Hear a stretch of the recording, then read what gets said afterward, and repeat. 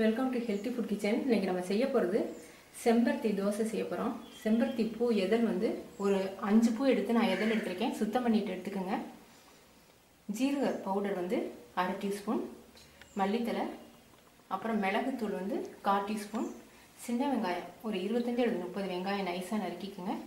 தேவையான அளவுக்கு உப்பு எடுத்துக்கோங்க. செம்பருத்தி வந்து நல்ல மெடிசனல் யூஸ். இது வந்து இருமலை கண்ட்ரோல் பண்ணும், ஹேர் லாஸையும் கண்ட்ரோல் பண்ணும். யுட்ரஸ் சம்மந்தப்பட்ட நோய்களுக்கெல்லாம் ஆயுர்வேதாவில் செம்பருத்தி தான் மருந்துங்கிறாங்க. ப்ரெஷரையும் வந்து கண்ட்ரோல் பண்ணும். செம்பருத்தி எதில் மட்டும் நல்லா வந்து அரைச்சிக்குங்க. 1 ஸ்பூன் மட்டும் நல்லெண்ணெய் ஊற்றியிருக்கேன். வெங்காயத்தை வந்து இப்படி பெசரி விட்டு போடுங்க, இல்லாட்டி நீங்கள் நறுக்குனபடி கட்டி கட்டியாக இருக்கும்.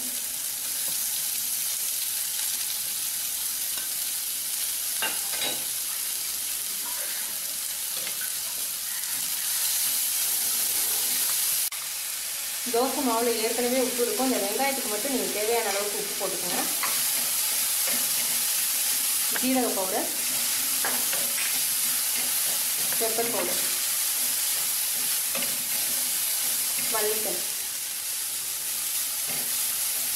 இதை இப்போ தனியாக எடுத்து வச்சுக்கிறோம். இப்போ நம்ம அரைச்சி வச்சுருக்க செம்பருத்தியை மாவில் சேர்க்க போகிறோம். எனக்கு வந்து ஒரு 5 செம்பருத்தி தான் கிடச்சிது. அதனால் ஒரு 3 தோசைக்கு வர்ற மாதிரி நான் ரெடி பண்ணியிருக்கேன்.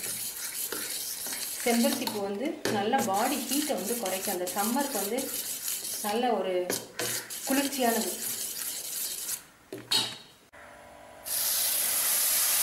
நீங்கள் ஆனியன் ஊத்தப்பம் மாதிரி கூட நீங்கள் ஊற்றலாம், தோசை மாதிரியும் ஊற்றலாம்.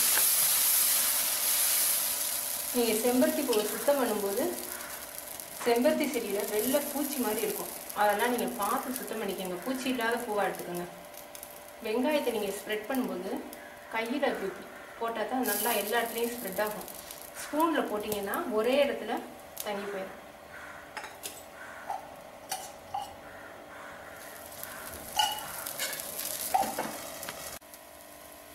ஊத்தப்பம் பாருங்கள் இப்படி பிங்க் கலரில் இருக்குன்னு குழந்தைங்களுக்கு நல்லா பிடிக்கும்.